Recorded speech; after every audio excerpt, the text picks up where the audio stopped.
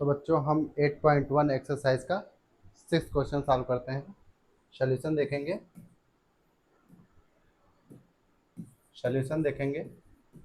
Question कह रहा है if angle A and angle B are acute angles such that मतलब इस तरीके से कि cos A is equal to cos B, then so that angle A is equal to angle B। Angle A और B acute angles हैं और इस तरीके से है कि cos A और cos B की वैल्यू इक्वल है। तो हमें प्रूफ करना है या दिखाना है angle A is equal to angle B। Let us consider two acute angles. Let us consider two acute angles, angle A and B in same triangle. Our consideration is that I am taking same triangle. Let it should be more clearer by looking at this figure. For example, there is a triangle ABC in which I have angle A and angle B as a acute angle and angle C as 90 degree angle. इस तरीके से हम ले रहे हैं। तो अगर cos A की वैल्यू निकालना चाहें, यहाँ से cos A की वैल्यू निकाल लें तो cos A इक्वल होता है base upon perpendicular, base upon hypotenuse. कैसे? ट्रिक आपको याद है, पंडित भोला प्रसाद हरि हरि भोले, पंडित भोला प्रसाद हरि हरि भोले। या आपको ये भी ट्रिक बताए थे कि पाकिस्तान भूखा प्यासा हिंदुस्तान हरा भरा। इस तरीके से पाकिस्तान भूखा प्यासा हिंदुस्तान हरा भरा वाली ट्रिक से cos theta equal to base upon hypotenuse. तो एंगल ए के लिए परपेंडिकुलर बीसी होगा तो बेस क्या होगा सर? एसी होगा और हाइपोटेनस सबसे बड़ी साइड ए बी। ऐसे अगर हम cos बी की वैल्यू लिखें, तो ये भी बेस अपॉन हाइपोटेनस मतलब cos बी के लिए, एंगल बी के लिए परपेंडिकुलर एसी, तो बेस क्या हो जाएगा सर? अगर एंगल बी के लिए बेस क्या है, देखिए एंगल ए के लिए परपेंडिकुलर बीसी तो बेस क्या हो गया? AC upon hypotenuse A B. वैसे ही cos बी के लिए परपेंडिकुलर एसी तो बेस क्या हो जाएगा? बीसी और हाइपोटेनस ए बी। अब क्योंकि हमें गिवन है, क्या गिवन है? cos A is equal to cos B, such that लिखा हुआ है। तो since cos A is equal to cos B, तो cos A की वैल्यू हम लिख लेते हैं। cos A की वैल्यू क्या दिया है, अभी निकाला है? AC upon A B. cos A B की वैल्यू, एक सेकेंड, cos ए बी की value cos A equal to cos B लिखा है, तो cos A की वैल्यू हम लिख लेंगे, cos A की वैल्यू लिख लेंगे हम क्या? AC upon A B, AC upon A B. cos A की वैल्यू क्या लिख लेंगे? AC upon A B. और cos B की वैल्यू क्या लिख लेंगे? BC upon A B. ये देखिए cos A की वैल्यू क्या है? AC अपॉन ए बी, वो यहाँ लिख दिया AC अपॉन ए बी, और cos B की value BC upon A B. ठीक है, let be more clearer to you. AC upon A B cancel हो जाएगा, तो AC is equal to BC। और आपको पता है अगर किसी ट्रायंगल में दो साइड्स इक्वल हो जाए तो उनके दो एंगल्स भी इक्वल होते हैं। एंगल AC के लिए साइड AC एक एंगल को प्रेजेंट कर रहा है और BC एंगल B को रिप्रेजेंट कर रहा है। Angle A is equal to angle B, यही इंप्लाइज करके लिखेंगे। ठीक है, क्यों? क्योंकि ये आप थ्योरम भी पढ़े हुए हैं, तो हैंस प्रूफ। ये क्लास 9 में आपने थ्योरम पढ़ा हुआ है कि अगर अगर किसी ट्रायंगल में दो एंगल्स, या एकदम सिंपल सा, क्लास 9 में आप क्लास 8 में पढ़े होंगे कि आइसोसेलेस अगर कोई ट्रायंगल हो जाए तो उसके दो एंगल्स इक्वल हो जाते हैं। तो देखिए दो साइड्स इक्वल हो गई तो आइसोसेलेस हो गया ट्रायंगल, हिंदी वाले समद्विबाहु त्रिभुज ना, तो हो गया। तो अगर दो साइड्स इक्वल हो गई तो दोनों एंगल इक्वल हो गए। अब नेक्स्ट क्वेश्चन है, ये आपके 6 क्वेश्चन के बाद 7 क्वेश्चन कहाँ है? चलिए 7 क्वेश्चन ये है आपके सामने लिखा है if cot a is equal to 7/8 evaluate. First question लिखा है कि 1 plus sine theta and bracket में 1 minus sine theta whole to the upon एक ब्रैकेट में 1 प्लस कॉस थीटा और 1 माइनस कॉस थीटा की वैल्यू बताइए, और दूसरा कह रहा है कॉट स्क्वायर थीटा की वैल्यू बताइए। तो सोल्यूशन देखते हैं फर्स्ट क्वेश्चन के लिए। यही क्वेश्चन फिर से लिख लीजिएगा एक बार। सोल्यूशन में लिखा है 1 plus sine theta 1 minus sine theta whole to the upon 1 plus cos theta 1 minus cos theta. तो a plus b a minus b, a plus b a minus b क्या होता है a square minus b square. ऐसे ही upon में a plus b a minus b, a का काम 1 कर रहा है, बी का काम कॉस थीटा कर रहा है। ए का काम 1 कर रहा है, बी का काम कॉस थीटा कर रहा है। तो a square minus b square, तो 1 का स्क्वायर 1 और साइन थीटा का होल स्क्वायर मैंने बताया था साइन स्क्वायर थीटा।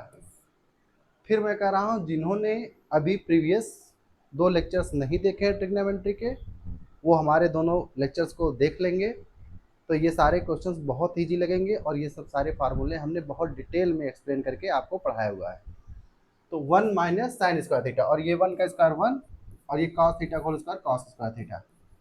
अब फर्स्ट आइडेंटिटी याद करिए। फर्स्ट आइडेंटिटी आपको बताया गया, क्या बताया गया सर? फर्स्ट आइडेंटिटी आपने बताया है कि sine square theta plus cos square theta is equal to 1। क्या बताया गया है? Sine square theta plus cos square theta is equal to 1, और उसी का डेरिवेटिव हमने 2 निकाला था। उसमें आपको बताया था कि 1 minus sine square theta is equal to होता है कॉस स्क्वायर थीटा, और 1 minus cos square theta is equal to होता है साइन स्क्वायर थीटा। यहाँ मन करे तो ब्रैकेट लिख लेंगे, by identity sine square theta plus cos square theta is equal to 1। इस आइडेंटिटी से आप दिखा दीजिए, ब्रैकेट लिख दीजिए। तो cos square theta upon sine square theta, अगर ये आ गया लिख करके आप समझिए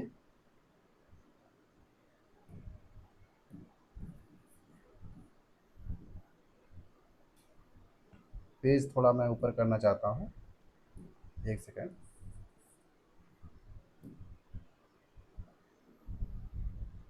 हाँ, तो cos square theta upon sine square theta क्या हो जाएगा? Cos theta upon sine theta का whole square, cos theta upon sine theta का होल स्क्वायर। तो cos theta upon sine theta आपको पता है ये कॉट थीटा होता है, ये कॉट थीटा का होल स्क्वायर। और आपको पता है कॉट थीटा की होल वैल्यू अभी आपको निकाल के बताई गई है। कॉट थीटा की होल वैल्यू आपको क्वेश्चन में गिवन है। क्या गिवन है? कॉट थीटा की वैल्यू 7/8, कॉट ए की वैल्यू 7/8 दिया गया है। हमें लगता है कि थीटा की जगह यहाँ पर थीटा लिखा होगा या हर जगह ए लिखा होगा।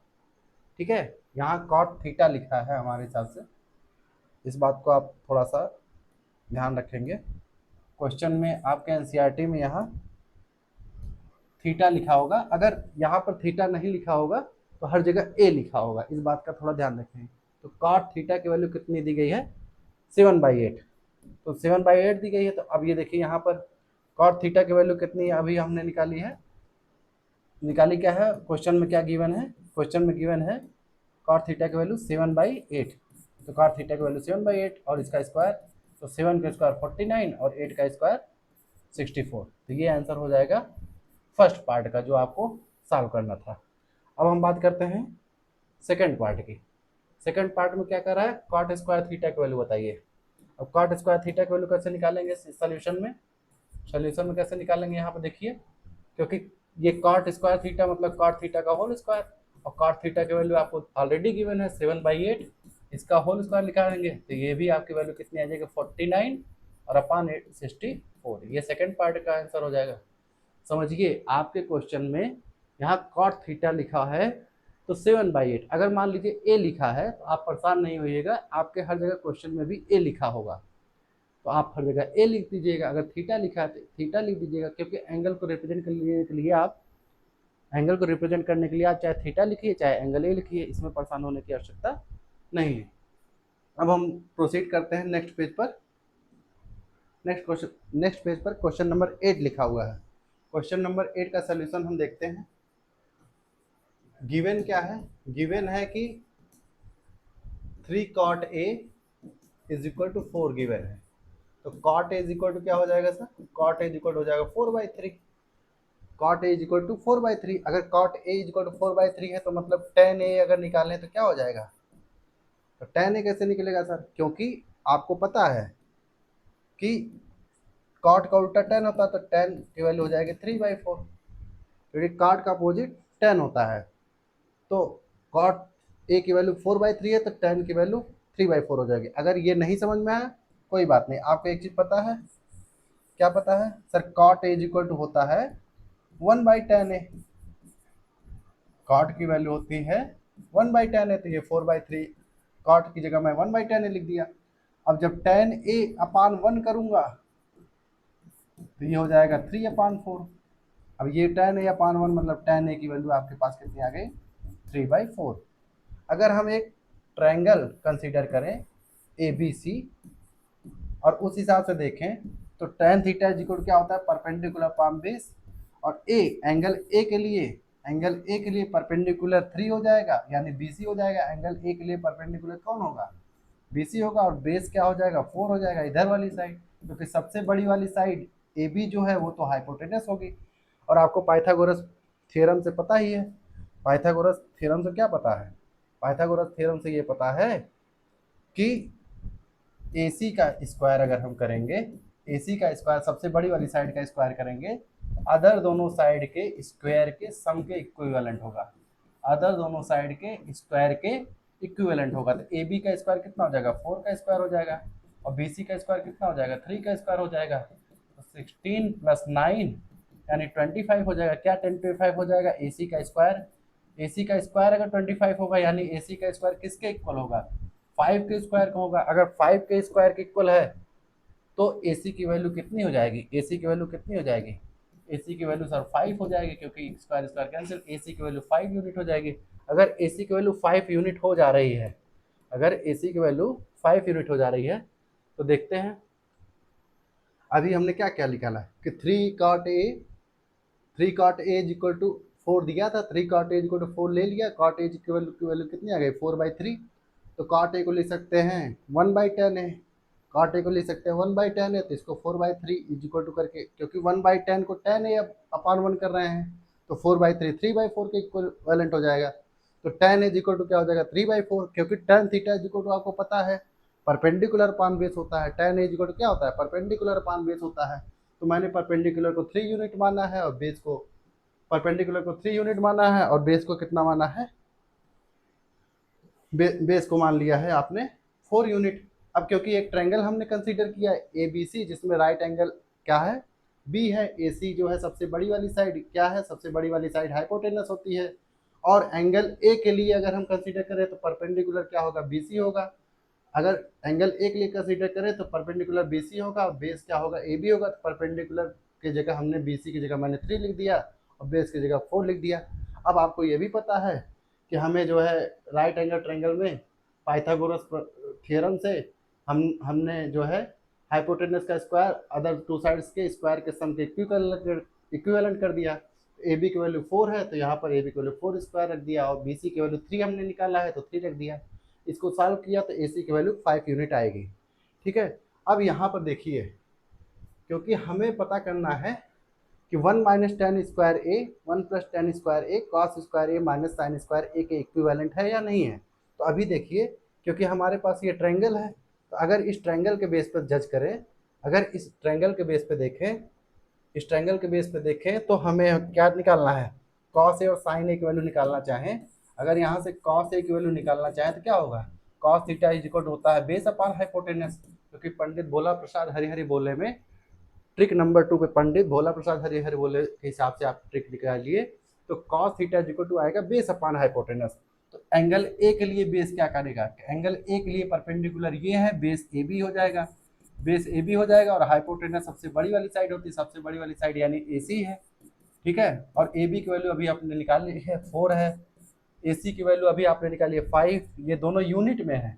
ठीक है, और हम कांस्टेंट लेकर के नहीं सॉल्व कर रहे हैं, डायरेक्ट आप ऐसे भी सॉल्व कर सकते हैं। तो cos A की वैल्यू ये हो जाएगी, और sin A की वैल्यू अगर हम निकालना चाहें तो sin की वैल्यू होती है परपेंडिकुलर अपॉन हाइपोटेनस।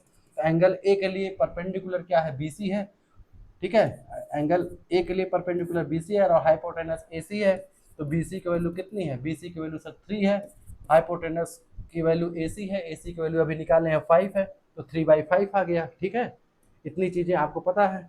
अब क्योंकि हमें प्रूव करना है क्या, कि चेक करना है कि whether 1 minus tan square A upon 1 plus tan square A is equal to cos square A minus sine square है या नहीं है। तो हम 1 minus tan square A upon 1 plus tan square A left hand side को लेकर के check करते हैं। तो देखते हैं, left hand side is equal to जो लिखा है, left hand side is equal to लिखा है 1 minus tan square A upon 1 plus tan square ए, यही लिखा है। देखिए लेफ्ट हैंड साइड में क्या लिखा है, लेफ्ट हैंड साइड में यही लिखा है कि 1 minus tan square A upon 1 plus tan square ए। देखिए जिसको न जिसको थोड़ा सा जल्दीबाजी हो गई हो, थोड़ा सा आप रिवर्स कर लीजिएगा वीडियो को और देख लीजिएगा कि लेफ्ट हैंड साइड में लिखा है 1 minus tan square A upon 1 plus tan square ए, मैंने वही लिख लिया है। लेफ्ट हैंड साइड में क्या लिख लिया है, 1 minus tan square A upon 1 plus tan square A. और एक चीज़ ये भी ध्यान रखेंगे, टेन ए की वैल्यू 3/4 अभी ऊपर निकाला है।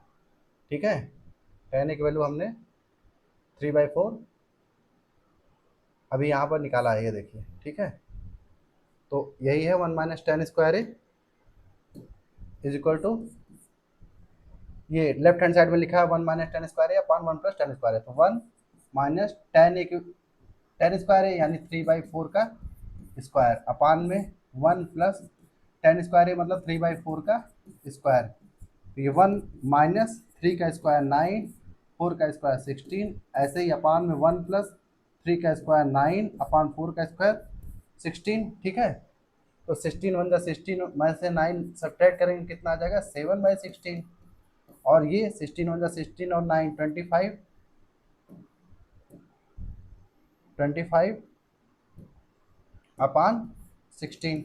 अच्छा, कुछ लोग को ये जल्दी हो गई होगी, अरे सर इतना जल्दी कैसे कर दिए। फिर सुनिए, कुछ लोग सुनिए, थोड़ा जल्दीबाजी में जो एकदम बेसिक सीख रहे हैं उनके लिए, जो थोड़ा बहुत जानते हैं उनके लिए तो बहुत अच्छा था। देखिए इस 1 को क्या लिख सकते हैं, 1/1, 16 और 1 का एलसीएम लेंगे तो 16 आएगा, और 1 से 16 में डिवाइड करेंगे तो 16 आएगा, 16 का मल्टीप्लाई 1 में करेंगे तो 16 1 16 माइनस 16 से 16 में डिवाइड करेंगे वैल्यू 1 आएगी, 1 का मल्टीप्लाई 9 में करेंगे तो 9 आ जाएगा, होल टू दी अपान। ऐसे ही यहाँ पर भी 1 अपान मान लेंगे तो 16 और 1 का एलसीएम सर 16 हो जाएगा, 1 से 16 में डिवाइड करेंगे 16 आएगा, 16 का मल्टीप्लाई 1 में करेंगे 16 होगा, प्लस की जगह सर प्लस लगाएंगे, 16 से 16 में डिवाइड करेंगे 1 आएगा, 1 का मल्टीप्लाई 9 में करेंगे तो 9 आएगा। अब ये 16 में से 9 सब्ट्रैक्ट करेंगे सर 7 आएगा, 7/16, और 7/16 और क्या आ जाएगा आपके पास, 7/16 आ जाएगा, whole to the upon 16 plus 9 25, 25/16। अब थोड़ा सा ये भी ध्यान रखें कि जब हम सॉल्व करते हैं तो सबसे नीचे वाले टर्म का सबसे ऊपर मल्टीप्लाई होता है, बीच वाले टर्म का बीच में मल्टीप्लाई होता है, ये बातें हमने पिछले लेक्चर में भी की थी। तो 7 का मल्टीप्लाई 16 में हो जाएगा और 16 का मल्टीप्लाई 25 में हो जाएगा, तो ये 16 16 कैंसिल होकर के 7/25 वैल्यू आएगी। ये लेफ्ट हैंड साइड की वैल्यू आ गई है।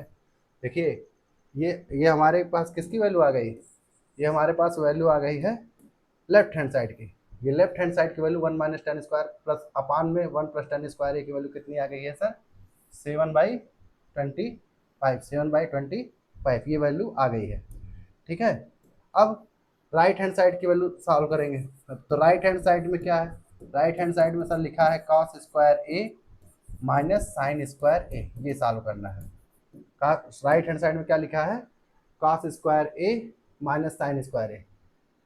ये देखिए, एक सेकंड जूम करने दीजिए। हाँ ये देखिए राइट हैंड साइड में क्या लिखा है, राइट हैंड साइड में लिखा है, एक सेकंड, ये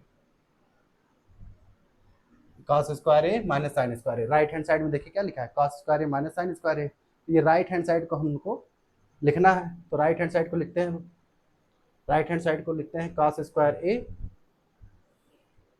minus sine square A, cos square A minus sine square A. तो cos square A minus sine square ए हमने यहाँ ले लिया है। ठीक है, अब कॉस ए और साइन ए की वैल्यू भी हमने निकाली है। कॉस ए की वैल्यू सर है 4/5, कॉस ए की वैल्यू कितनी है 4/5, और साइन ए की वैल्यू है 3/5। कॉस ए की वैल्यू 4/5 और साइन ए की वैल्यू 3/5। जिसको क्लियर नहीं होगा थोड़ा सा वीडियो बैक करेगा 30 सेकेंड और फिर से देख लेगा, ठीक है। तो कॉस ए की वैल्यू 4/5 और साइन ए की वैल्यू 3/5 हमने निकाली है, ठीक है। तो देखें कॉस ए की वैल्यू हम क्या लिखेंगे, कॉस ए की वैल्यू लिखेंगे 4/5 का स्क्वायर और ये -3/5 का स्क्वायर, क्योंकि स्क्वायर है ना साइन स्क्वायर। तो ये 4 का स्क्वायर 16 और बाई 25 और ये 3 का स्क्वायर 9/25, क्योंकि डिनोमिनेटर सेम है, डिनोमिनेटर सेम है तो न्यूमरेटर आराम से जुड़ के घट सकता है। तो 16 में से 9 माइनस करेंगे 7/25। तो देखिए अभी कुछ देर पहले हमने लेफ्ट हैंड साइड की वैल्यू भी 7/25 निकाली थी और राइट हैंड साइड की वैल्यू 7/25 निकाली, यानी left hand side is equal to right hand side is equal to 7/25। तो अभी हम आंसर कैसे लिखेंगे बोर्ड एग्जाम में, बोर्ड एग्जाम में आंसर भी लिखना जरूरी है बच्चों। आंसर लाने से ज़्यादा इम्पोर्टेंट है हम सोल्यूशन का सोल्यूशन देने के बाद हम आंसर कैसे राइट कर रहे हैं, आंसर कैसे किस बेस पर राइट करेंगे। तो देखिए क्योंकि क्वेश्चन में लिखा है कि check whether 1 minus tan square A upon 1 plus tan square A is equal to cos square A minus sine square A है या नहीं है और नॉट। तो आप लिखेंगे आंसर में क्या लिखेंगे, आंसर में लिखेंगे यस। कैसे लिखेंगे, देखिए ऐसे लिखेंगे, क्योंकि मैं आपको लिख के दिखाता हूँ। ऐसे आंसर में लिखिएगा, आंसर में लिखेंगे yes 1 minus tan square A upon 1 plus tan square A is equal to cos square A minus sine square A और इज इक्वल टू लिख देना 7/25। ऐसे ब्रैकेट कर देना, यहाँ लिख देना आंसर और अपने आंसर को ऐसे बॉक्स बना देना और बॉक्स बना करके थोड़ा सा स्केल से आप बनाएंगे कॉपी में थोड़ा अच्छी राइटिंग में, तो आपको अच्छे मार्क्स मिलेंगे, ठीक है। राइटिंग के मार्क्स मिलते हैं, इसमें कोई डाउट नहीं है। अच्छी राइटिंग अच्छे अंक को निर्धारित करने में बहुत ही अच्छी भूमिका निभाती है, ये ध्यान रखें। नेक्स्ट क्वेश्चन हमारे पास बच्चों तीसरा क्वेश्चन छूट गया था। कुछ बच्चे कमेंट कर रहे थे, कह रहे थे सर क्वेश्चन नंबर 3 आपने छोड़ दिया, तो हमने कहा ठीक है ले लेते हैं। उसी को ऐड करने में थोड़ा सा टेक्निकल प्रॉब्लम हो रही थी, अब नहीं होगी। तो देखते हैं sine as equal to 3/4 given है, कह रहा है कि कॉस ए की वैल्यू बताओ। तो कॉस ए की वैल्यू सर कैसे निकलेगी, और दूसरा पूछ रहा है कि tan ए की वैल्यू बताओ।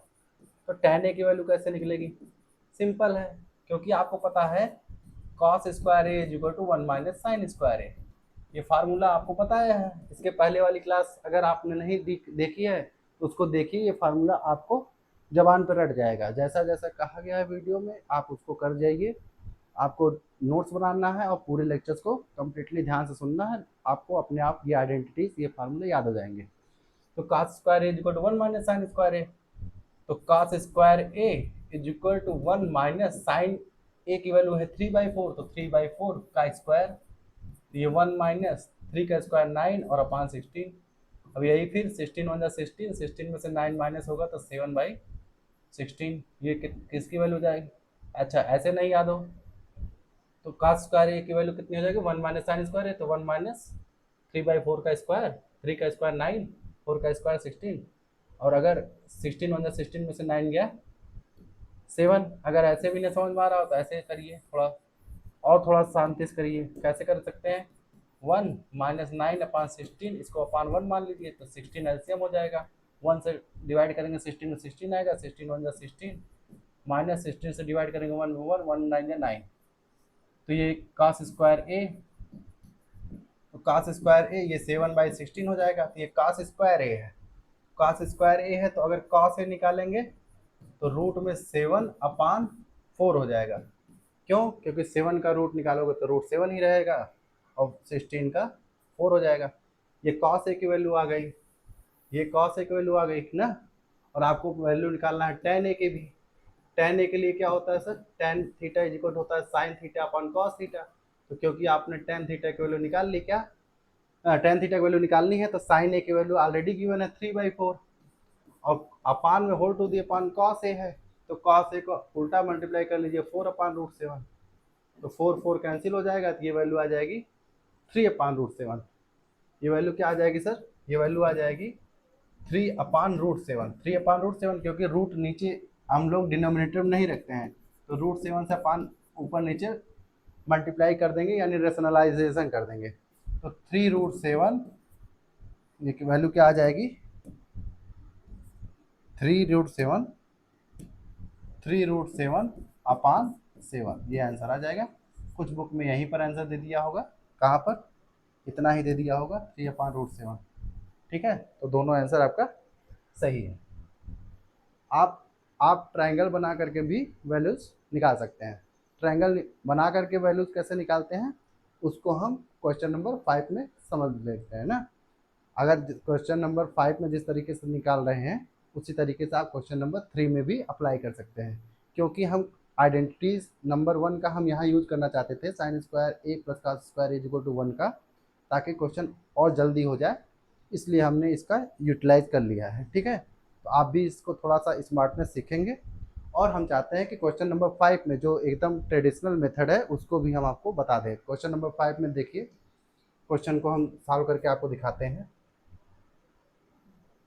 क्वेश्चन नंबर 5 में लिखा है कि given sec theta is equal to 13/12, calculate all other trigonometric ratios. Sec theta का वैल्यू 13/12 दिया गया है और आप अदर ट्रिग्नोमेट्रिक रेशियोज की वैल्यू फाइंड आउट करें। ठीक है, तो हम क्या कर रहे हैं, एक जो है राइट एंगल ट्रायंगल बनाते हैं और ABC लिख देते हैं और यहाँ पर थीटा लिख देते हैं। थीटा यहाँ लिखने से ही क्लियर हो जाएगा कि ये सर परपेंडिकुलर है, ये बेस है, ये हाइपोटेनस है। क्यों? क्योंकि एंगल थीटा के लिए बात करें, इस एंगल के लिए परपेंडिकुलर AB, बेस BC और हाइपोटेनस AC का काम करेगा। ठीक है, और सेक यहाँ सोल्यूशन में लिखेंगे, सोल्यूशन में देखेंगे, क्योंकि सेक थीटा की वैल्यू कितनी लिखी हुई है 13/12 लिखी हुई है। सेक थीटा की वैल्यू कितनी लिखी हुई है 13/12 लिखी हुई है सेक थीटा की वैल्यू। और sec theta is equal to क्या होता है, अगर देखें ट्रिक भी याद रखिए, पंडित भोला प्रसाद हरि हरि भोले, इस ट्रिक से अगर देखें तो सेक थीटा की वैल्यू होती है हाइपोटेनस अपान बेस। क्या होती है? हाइपोटेनस अपान बेस। तो हाइपोटेनस की वैल्यू सर 13 हो जाएगी और बेस की वैल्यू कितनी हो जाएगी 12। बेस की वैल्यू कितनी हो जाएगी 12। तो इस बात का आपको ध्यान देना है, ये ट्रिक आपको पता है। ठीक है, इसको मैं इरेज कर दे रहा हूँ। तो आप देखिए सेक थीटा की वैल्यू हो गई 13/12 अकॉर्डिंग टू क्वेश्चन, और हमने क्योंकि सेक थीटा इक्वल होता है हाइपोटेनस अपान बेस, उसी बेस पर मैंने एक ट्रायंगल खींचा है ABC जिसमें 13 यूनिट का आपका हाइपोटेनस है और बेस जो है 12 है। ये 5 आएगा, लेकिन आपको हम फाइंड आउट करके दिखाते हैं। AC का स्क्वायर क्योंकि होता है AB का स्क्वायर प्लस BC का स्क्वायर, ये पाइथागोरस थ्योरम कहता है। तो आप केवल डायरेक्ट भी ऐसे लिख सकते हैं कि सिंस AC का स्क्वायर इक्वल टू AB का स्क्वायर प्लस BC का स्क्वायर। AC की वैल्यू आप दिखा देंगे 13 का स्क्वायर, AB की वैल्यू आपको नहीं पता है, यही फाइंड आउट करनी है। BC की वैल्यू 12 का स्क्वायर, आपको 13 का स्क्वायर 169 पता है, ये AB का स्क्वायर। 12 का स्क्वायर आपको पता है सर 144 होता है। 169 ये 144 इक्वल किधर आएगा तो माइनस हो जाएगा और यहाँ पर बचेगा AB का स्क्वायर। ठीक है, इतनी बातें आपको पता है, इसमें कुछ भी नया नहीं बता रहा हूँ मैं।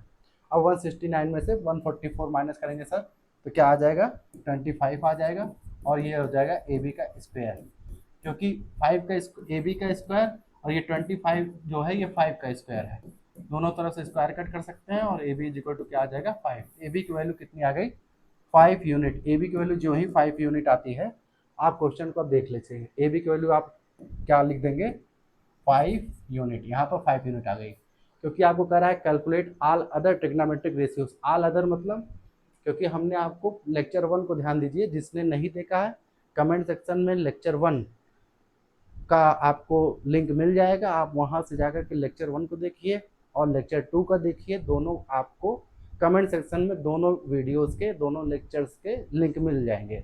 आप उसको देख के पूरे लेक्चर को देखें और मुझे पूरी तरीके से मैं अपने ऊपर मतलब ये कह सकता हूँ कि आपको मैं पूरा आश्वस्त करना चाहता हूँ कि आप ये 3-4 लेक्चर आप देख लेंगे, ट्रिग्नोमेट्री में जो 12 क्वेश्चन 12 नंबर के आपके सीबीएसई बोर्ड में क्वेश्चन आते हैं, आप सारे के सारे सॉल्व कर लेंगे।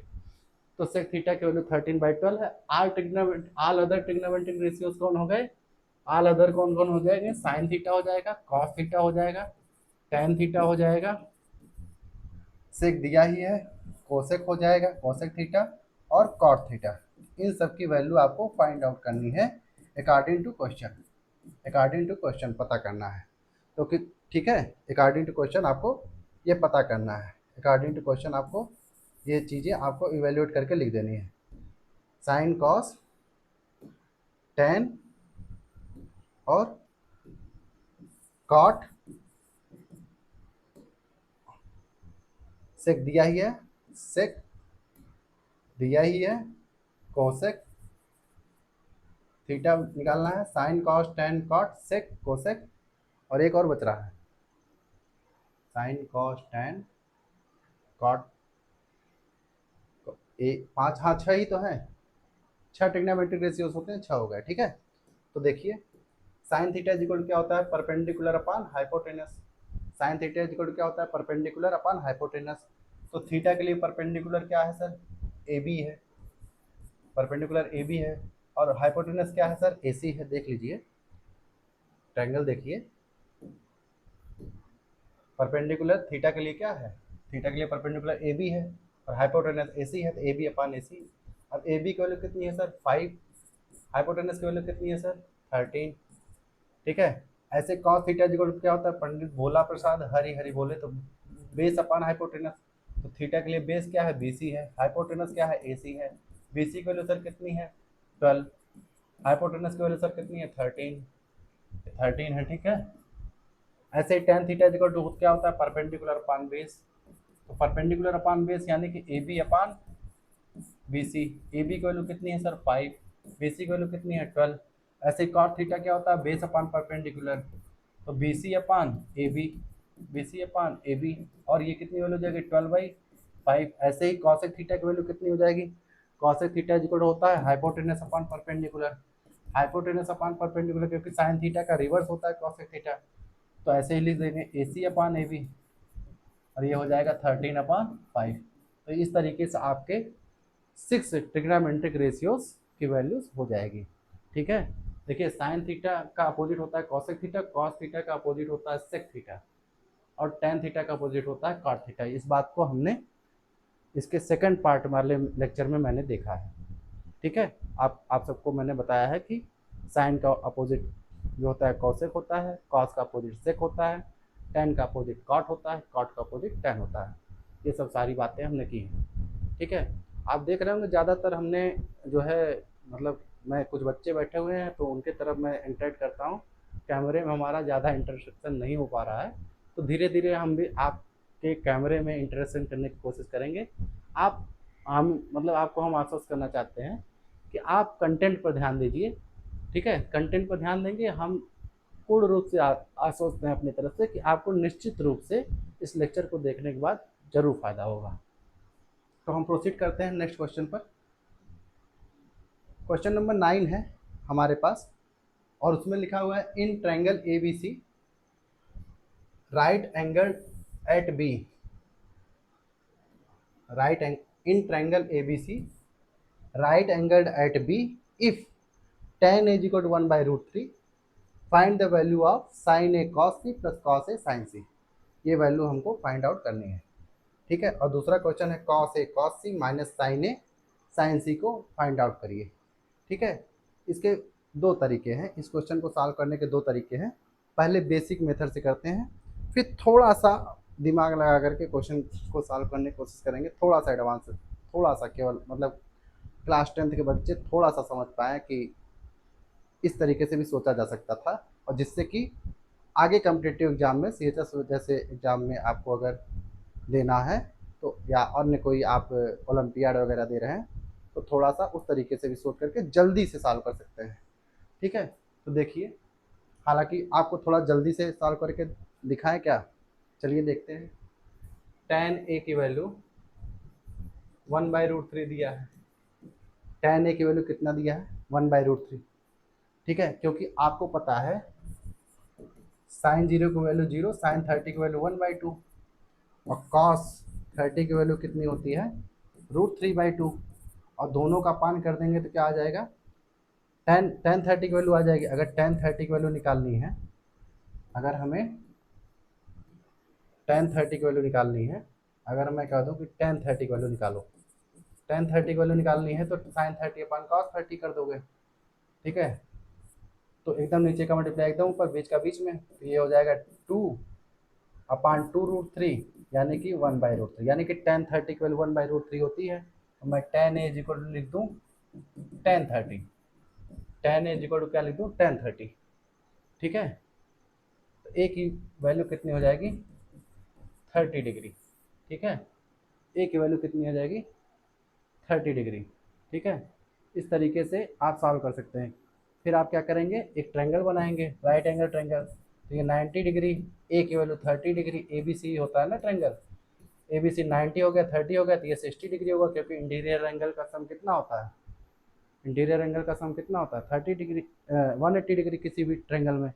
उस तरीके से आप प्रोसीड करेंगे। कैसे करेंगे, sign A cos C plus cos A sine सी, तो ये हो जाएगा साइन ए प्लस बी की value, sign A plus B की वैल्यू हो जाएगी, यानी साइन ए प्लस सी की वैल्यू हो जाएगी, ए प्लस सी की वैल्यू हो जाएगी, यानी ए की वैल्यू 30 डिग्री, बी की वैल्यू 60 डिग्री। तो साइन 90 डिग्री, साइन 90 डिग्री की वैल्यू कितनी हो जाएगी, 1।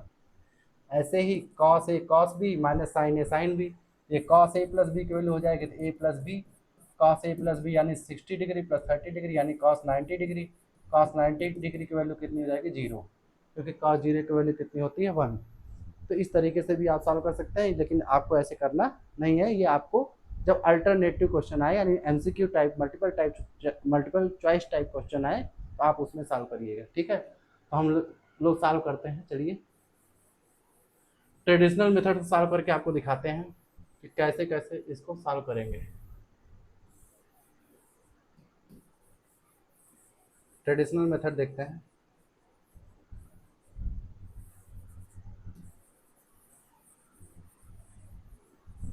ट्रेडिशनल मेथड देखते हैं। सॉल्यूशन लिखेंगे, सॉल्यूशन सॉल्यूशन देखेंगे। पहला लिखा है कि अगर आपके पास tan a की वैल्यू 1/√3 है, tan a की वैल्यू 1/√3 है, और आपको फाइंड आउट करना है कि आपको फाइंड आउट करना है वैल्यू किसकी, sign A cos C, sign A cos C plus cos A sine सी की। एक सेकेंड हम बात करते हैं।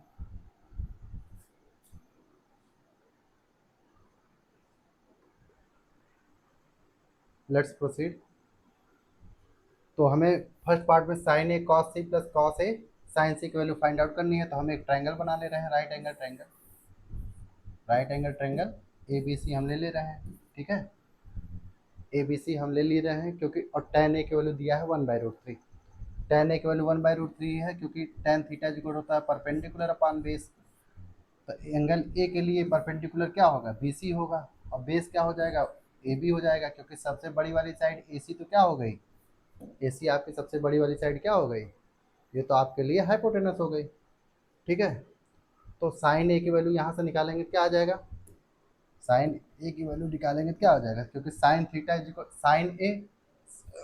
साइन ए इक्वल होता है perpendicular upon hypotenuse, perpendicular upon hypotenuse angle A के लिए परपेंडिकुलर क्या है, बी सी है, और अपान हाइपोटेनस, हाइपोटेनस ए सी है। ऐसे कॉस सी के लिए एंगल इस सी के लिए है, क्योंकि कॉस थीटा इक्वल होता है base upon hypotenuse, base upon hypotenuse होता है, कॉस थीटा इक्वल क्या होता है, base upon hypotenuse, cos theta equal to base upon hypotenuse. तो एंगल सी के लिए बेस क्या होगा, बी सी होगा, और हाइपोटेनस क्या होगा, ए सी। क्यों, क्योंकि एंगल सी के लिए परपेंडिकुलर ए बी हो जाएगा, तो बेस क्या होगा, बी सी ही तो होगा। ऐसे ही प्लस की जगह प्लस लगा दिया, कॉस ए मतलब base upon hypotenuse, angle A के लिए बेस क्या होगा, ए बी, अपॉन हाइपोटेनस क्या होगा, AC। ऐसे ही साइन सी, साइन थीटा इक्वल क्या होता है, perpendicular upon hypotenuse. Perpendicular upon hypotenuse यानी एंगल सी के लिए परपेंडिकुलर क्या है, AB है, और हाइपोटेनस क्या है, AC है। ठीक है, तो हमने वही लिखा है। तो BC की वैल्यू क्या है 1, AC की वैल्यू सर क्या है, AC की वैल्यू सर नहीं पता है, तो AC की वैल्यू यहाँ पाइथागोरस थ्योरम से निकाल लीजिए। AC का square is equal to sum of other two sides का स्क्वायर ना, अदर दोनों साइड्स के स्क्वायर का सम। तो अदर दोनों साइड्स कितनी है, √3 का स्क्वायर, और BC जो है 1 का स्क्वायर। √3 का स्क्वायर 3, 1 का स्क्वायर 1, 3 और 1 4, ये AC का स्क्वायर होगा, और AC का स्क्वायर होगा विच इम्प्लाइज AC क्या हो जाएगा, AC की वैल्यू 2 आ जाएगी। अब यहाँ पर AC की वैल्यू 2 आ जाएगी, प्लस माइनस वाला झंझट मत पालिएगा, AC की वैल्यू यहाँ पर 2 आ जाएगी, यानी कि हमारे पास ये जो हाइपोटेनस 2 आ गया, 2 यूनिट। तो BC की वैल्यू हमारे पास 1 है, हाइपोटेनस AC की वैल्यू 2 है।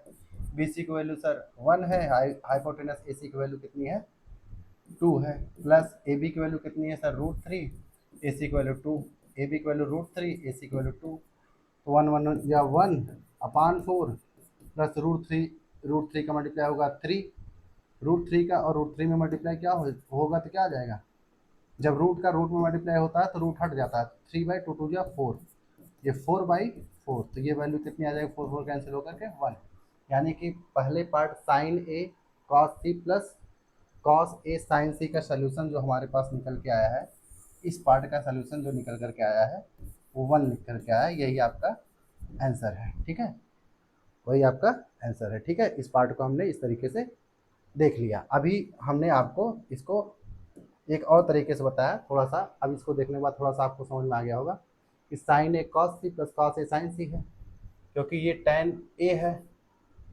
tan ए है, तो आपको हमने बताया कि tan ए ये tan 30 के इक्वल है, tan 30 के इक्वल है, यानी कि ए की वैल्यू कितनी है 30 डिग्री है। अगर ए की वैल्यू 30 डिग्री है, ये 90 डिग्री है, तो बचा ये कितना, अगर एक ट्रायंगल है इसमें ये 30 हो जाए, ये चौकोर वाला 90 होता ही है, तो 90 और 30 120, तो ये बचा 60 डिग्री, यानी एंगल सी इसको मान लें, इसको एंगल बी मान लें, और ये एंगल या एंगल ए इसको मान लें। सुनिए, इसको आप क्या मान लीजिए, इसको आप एंगल ए मान लीजिए। Suppose this is angle A, this is angle B and this is angle C, तो 30 प्लस 60 प्लस 90 ये 3 एंगल है, तो कितना हो जाएगा 180 हो जाएगा। अब आपको कह रहा है क्योंकि ये sign A cos B plus cos A sine B, ये साइन ए प्लस बी का फार्मूला होता है। कुछ लोग जो कंपटीशन की तैयारी करते होंगे या क्लास 11 में पहुंच गए होंगे वो जानते होंगे साइन ए प्लस बी का फार्मूला होता है sign A cos B plus cos A sine B, sign A plus b का फार्मूला होता है। तो साइन ए की जगह ए है लेकिन बी की जगह सी है, तो ये साइन ए प्लस सी का फार्मूला हो जाएगा। साइन ए प्लस सी का फार्मूला यानी ए और प्लस सी, ए की वैल्यू 30 है, सी की वैल्यू 90 है 60 है, तो 60 प्लस 30, 60 प्लस 30 यानी ये साइन 90, साइन 90 की वैल्यू कितनी हो जाएगी, साइन 90 की वैल्यू सर कितनी होती है 1 होती है। और देखिए अभी हम लोगों ने सॉल्व किया, साइन 90 की वैल्यू 1 होती है, और अभी इस क्वेश्चन का भी आंसर 1 आया हुआ है। ठीक है, इस तरीके से सॉल्व होगा। तो अभी के लिए इसको हम लोग जो है इस तरीके को अभी आप अप्लाई नहीं करेंगे, अभी आप बोर्ड एग्ज़ाम को ध्यान देंगे, धीरे धीरे ये सब सारी चीज़ें भी आप सीख जाएंगे। ठीक है, हाँ कुछ लोग अब अगर चाहें तो कहीं पर इस फार्मूले को नोट कर सकते हैं, sine A plus B is equal to sine A cos B plus cos A sine B, एक दूसरा फार्मूला भी अगर नोट करना चाहें तो लिख सकते हैं। अगर यहाँ माइनस रहे साइन ए माइनस बी, तो यहाँ पर भी आप माइनस लगा देंगे। एक फार्मूला और आप जानते रहिए जो कि अभी के लिए आपके लिए काम का नहीं है, क्योंकि ये कॉम्पिटेटिव एग्जाम में आएगा। ये होता है कॉस ए प्लस बी का कॉस ए कॉस बी, और यहाँ प्लस है तो यहाँ माइनस हो जाता है साइन ए साइन बी। क्या होता है, कॉस ए प्लस बी का फार्मूला होता है, कॉस ए प्लस बी का फार्मूला होता है cos A cos B minus sine A sine B. अगर यहीं पर माइनस हो जाता है, कभी अगर यही कहीं कभी यहाँ पर माइनस हो जाए यानी कॉस ए माइनस बी हो जाए, तो cos A cos B plus sign A sine B हो जाता है। ठीक है, इस बात का आप ध्यान रखेंगे। हालांकि ये अभी आपके लेवल पर आपके एनसीईआरटी में आपके बुक में नहीं मेंशन किया गया है, तो हम अभी नहीं बता रहे हैं। ठीक है, डायरेक्टली नहीं, एक्सप्लिसिटली नहीं मेंशन किया गया है, तो हम इसको अभी नहीं बता रहे हैं, तो इसको हम इरेज कर देते हैं।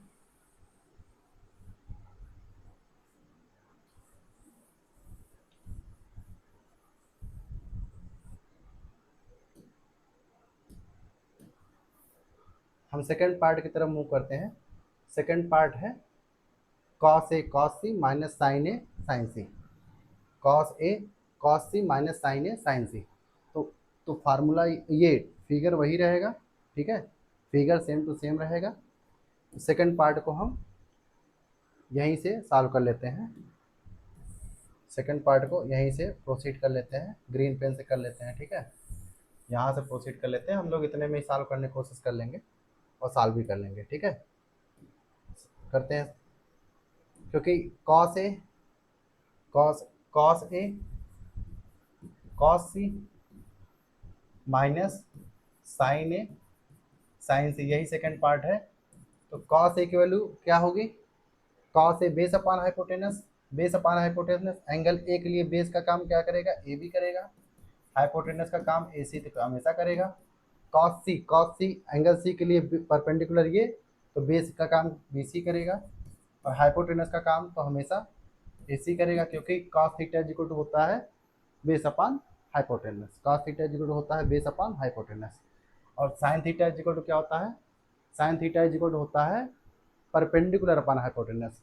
तो एंगल ए के लिए परपेंडिकुलर क्या होगा, बी सी होगा। हाइपोटेनस सबसे बड़ी साइड हमेशा होती है।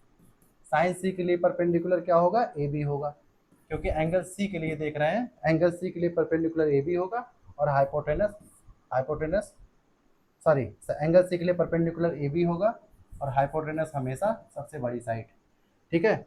अब इसी ट्रायंगल के बेसिस पर हम लिख रहे हैं, इसी ट्रायंगल के बेसिस पर ए बी की वैल्यू कितनी है सर, ए बी की वैल्यू √3, ए सी की वैल्यू 2, बी सी की वैल्यू सर कितनी है, बी सी की वैल्यू 1, ए सी की वैल्यू कितनी है 2, माइनस बी सी की वैल्यू सर कितनी है 1, ए सी की वैल्यू कितनी है 2, ए बी की वैल्यू सर कितनी है √3, ए सी की वैल्यू सर कितनी है 2, ठीक है।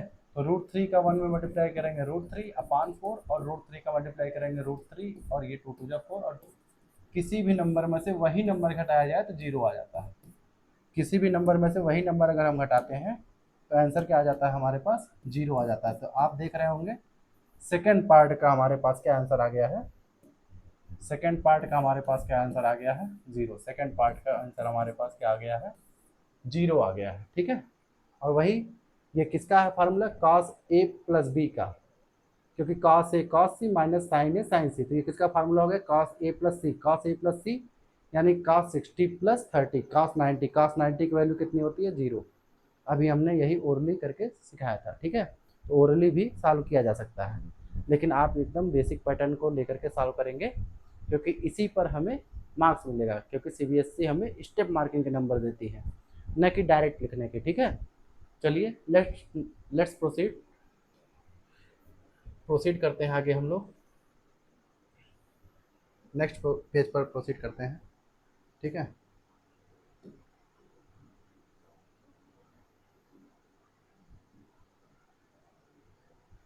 कहाँ पहुँच गए हम लोग, ये हाँ ये 9th क्वेश्चन हो गया है, 9th क्वेश्चन हो गया है।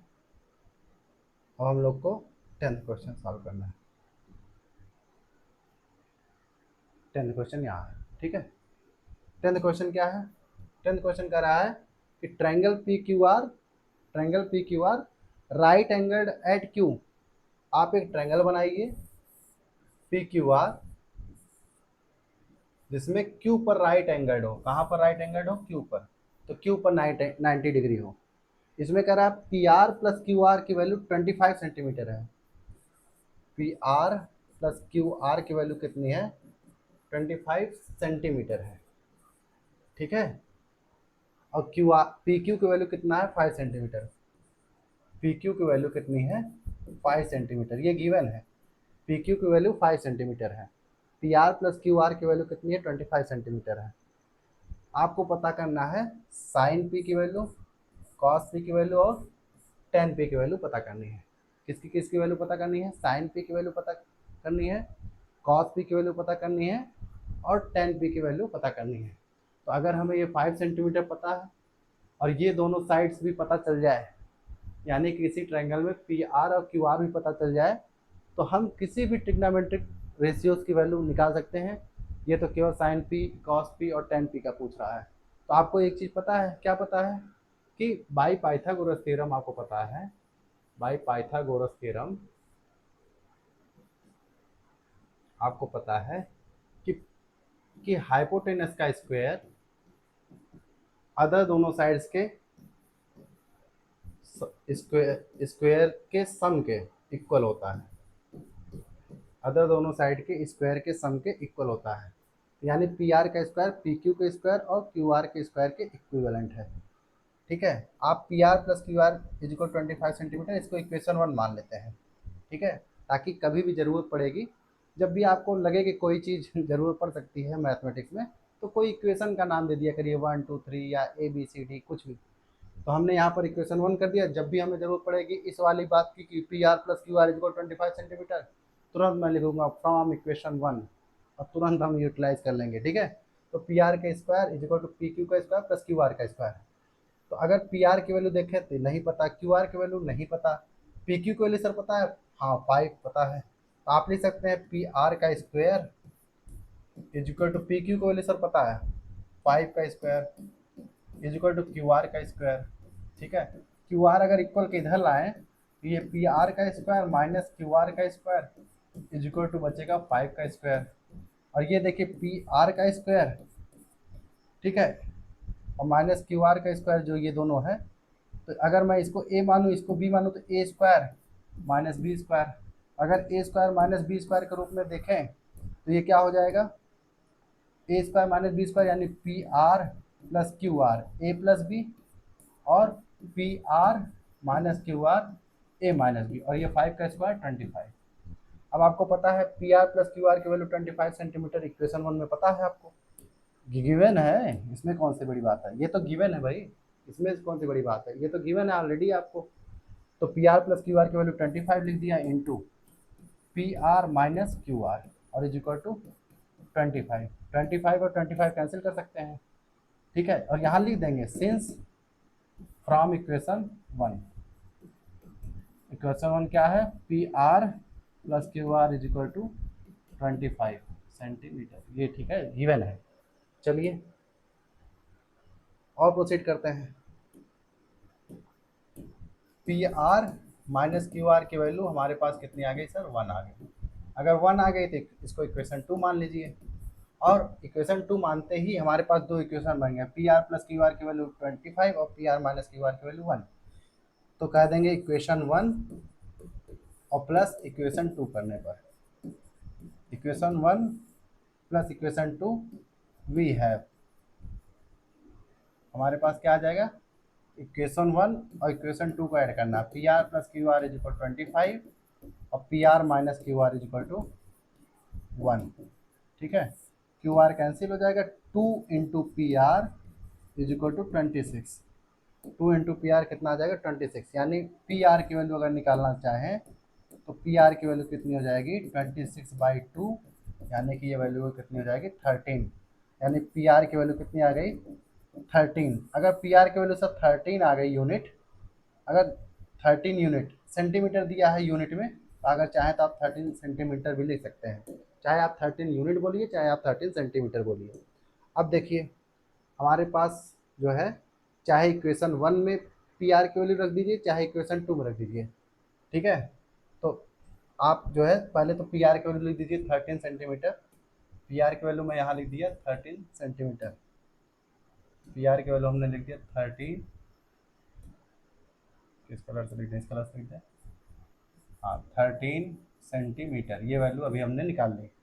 ठीक है, अब इक्वेशन 2 में ही रख देते हैं, इक्वेशन 2 में ही रख देते हैं, इक्वेशन 2 में ही हम रख देते हैं कि क्या, इक्वेशन 2 में फ्रॉम इक्वेशन 2, इक्वेशन 2 से क्या भाई, यहाँ से P R minus Q R is equal to 1 है, और अभी हमने पी आर की वैल्यू 13 निकाली है, तो 13 minus Q R is equal to 1, तो 13 ये 1 इक्वल किधर आएगा, तो ये 1 इक्वल किधर आएगा तो +1 से क्या हो जाएगा, +1 से इधर आएगा तो -1, और ये माइनस क्यू आर इक्वल से उधर जाएगा तो प्लस क्यू आर, ठीक है, तो यानी क्यू आर की वैल्यू कितनी आ जाएगी 12 यूनिट, और यूनिट क्या है सेंटीमीटर है, यूनिट हमारे पास क्या है सेंटीमीटर है, यानी कि पी आर की वैल्यू 13 सेंटीमीटर और क्यू आर की वैल्यू 12 सेंटीमीटर, यानी कि पी आर की वैल्यू 13 सेंटीमीटर और क्यू आर की वैल्यू 12 सेंटीमीटर आ गई। अब हमारे पास पी आर की वैल्यू 13 सेंटीमीटर है और क्यू आर की वैल्यू 12 सेंटीमीटर है, ठीक है। अब आगे देखते हैं, आगे ये देखते हैं कि हमको किसकी किसकी वैल्यू निकालनी है। तो हमारे पास निकालनी है वैल्यू, हमारे पास वैल्यू फाइंड आउट करनी है साइन पी की, किसकी वैल्यू निकालनी है साइन पी की, कॉस पी की और टेन पी की वैल्यू निकालनी है। तो साइन पी की वैल्यू क्या, perpendicular upon hypotenuse, perpendicular upon hypotenuse angle P के लिए, एंगल पी के लिए परपेंडिकुलर क्या होगा क्यू आर होगा, एंगल पी के लिए परपेंडिकुलर क्यू आर होगा, और हाइपोटेनस की वैल्यू कितनी है सर पी आर है। तो क्यू आर की वैल्यू कितनी है, क्यू आर की वैल्यू सर 12 सेंटीमीटर है, और पी आर की वैल्यू सर कितनी है 13 सेंटीमीटर, सेंटीमीटर सेंटीमीटर कैंसिल होकर 12/13 की आंसर हो जाएगा। क्या आंसर हो जाएगा 12/13। जिसको नहीं दिख रहा है इस तरीके से देख सकता है कि 12/13 आ गया ये आंसर, ठीक है, यहाँ पर आंसर आ गया 12/13।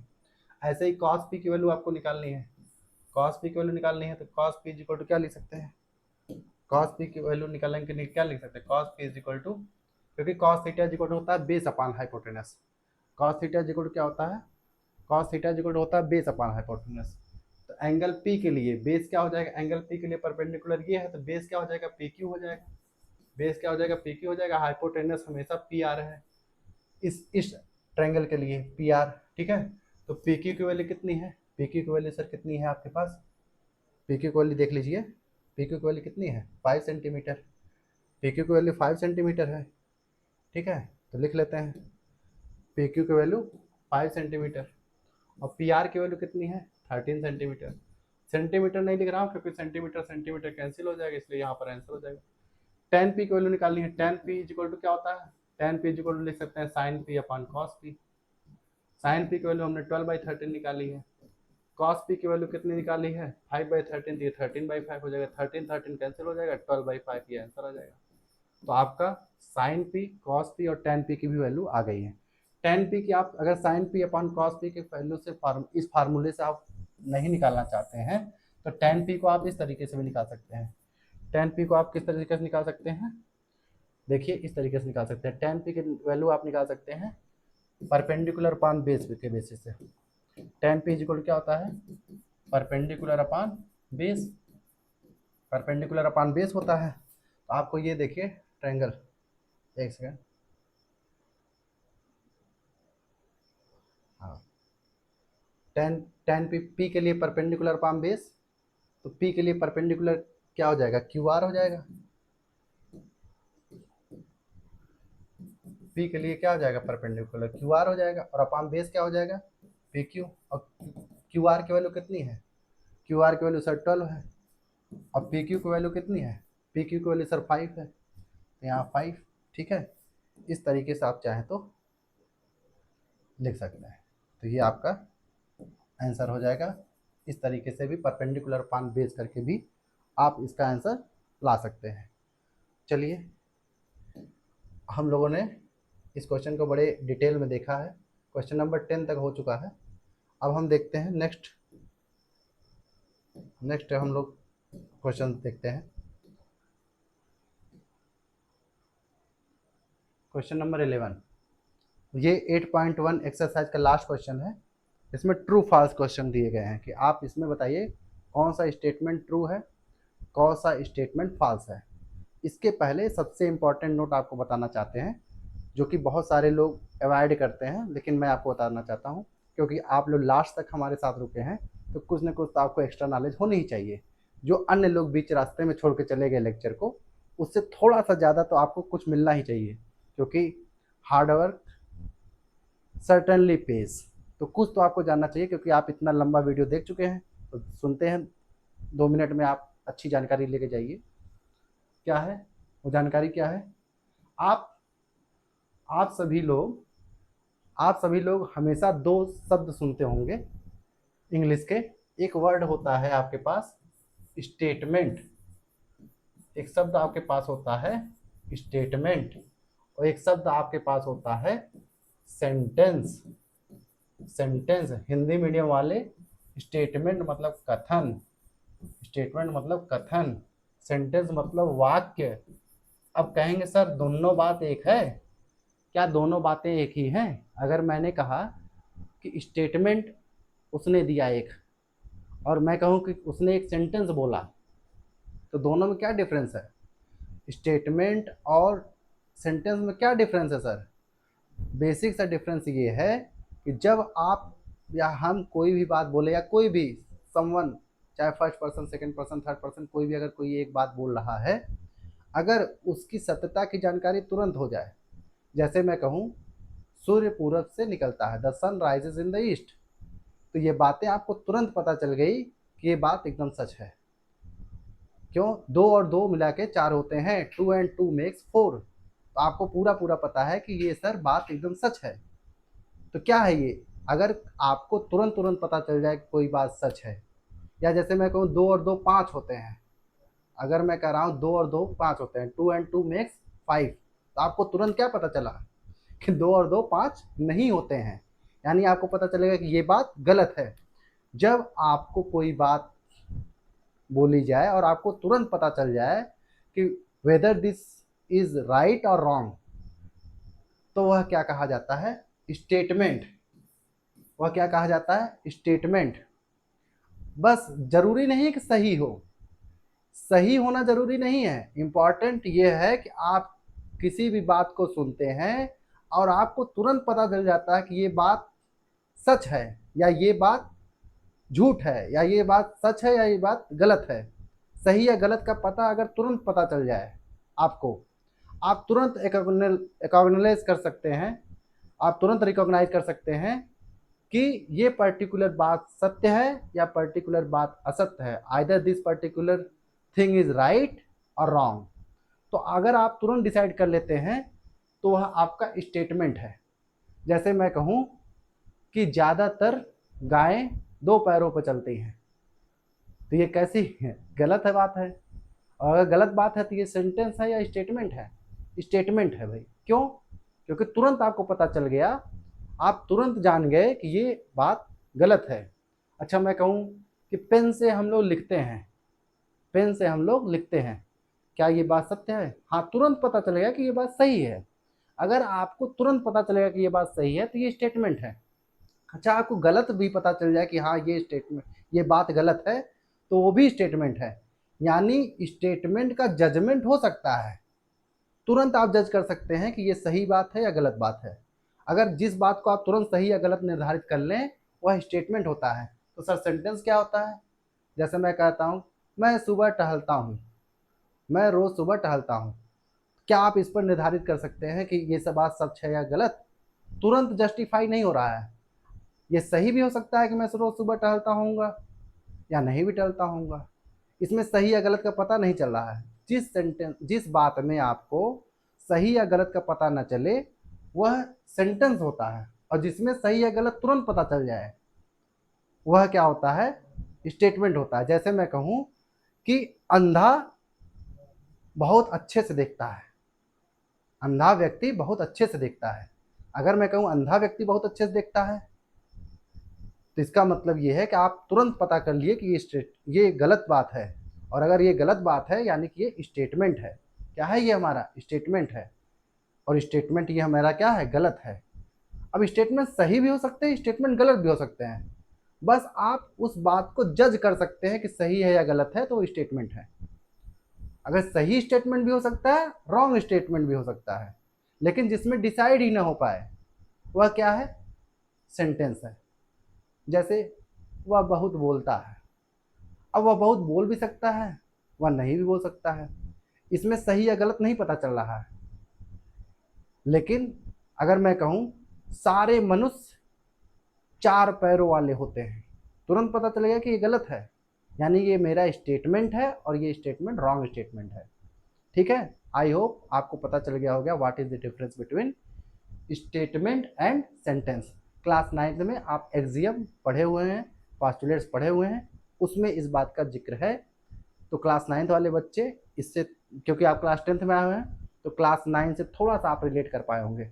लास्ट क्वेश्चन की तरफ हम प्रोसीड करते हैं। लास्ट क्वेश्चन है, state whether the following are true और फॉल्स। आपको ये बताना है क्या जो दिए गए स्टेटमेंट्स हैं वो सही है या गलत है। स्टेटमेंट्स को बताना है। कह रहा है the value of A is always less than 1। The value of tan A की वैल्यू जो होती है हमेशा 1 से लेस होती है। तो सिंपल सी बात है भाई, ये गलत स्टेटमेंट है। रीजन आपके सामने है कि परपेंडिकुलर अपॉन बेस, और ये हमेशा जो है बेस, हमेशा जो है आपका परपेंडिकुलर बेस से कम हो ये जरूरी नहीं है।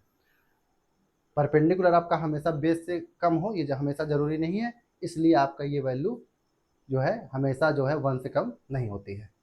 सेकंड क्या है, सेक ए इज इक्वल 12/5। कह रहा है किसी एंगल के लिए, किसी एंगल के लिए, किसी एंगल ए के लिए कोई वैल्यू होती होगी 12/5 सेक ए की वैल्यू। हाँ हो सकती है भाई ट्रू। क्यों? क्योंकि कॉस एज इक्वल होता है 1/sec ए, कॉस एज इक्वल 5/12, और 5/12 किससे है? लेस, एक से कम है, एक से कम है यानी हो सकती है 12/5। ठीक है। ऐसे ही third, cos is the abbreviation. Abbreviation मतलब होता है शॉर्ट फॉर्म। एब्रीविएशन मतलब क्या होता है? Short form. एब्रीविएशन मतलब क्या होता है? Short form. तो कह रहा है cos A is the short form use for cosecant of angle A. फिर मैं कह रहा हूं, अगर आपने मेरा लेक्चर 1 देखा होता, आपको ये मुझे बताने की आवश्यकता नहीं होती, आप तुरंत कह देते सर आगे बढ़ते हैं। देखिए क्या आपको बताए थे, साइन, साइन कोसाइन कॉस का है, तो कॉस का क्या बता रहा है? कॉस का बता रहा है कोसेकेंड, तो कोसाइन होता है कॉस का। कोसेकेंड किसका होता है सर? कोसेकेंड किसका शॉर्ट फॉर्म है? कोसेक का। कोसेक का शॉर्ट फॉर्म कोसेक है, इसलिए ये फॉल्स है। ठीक है।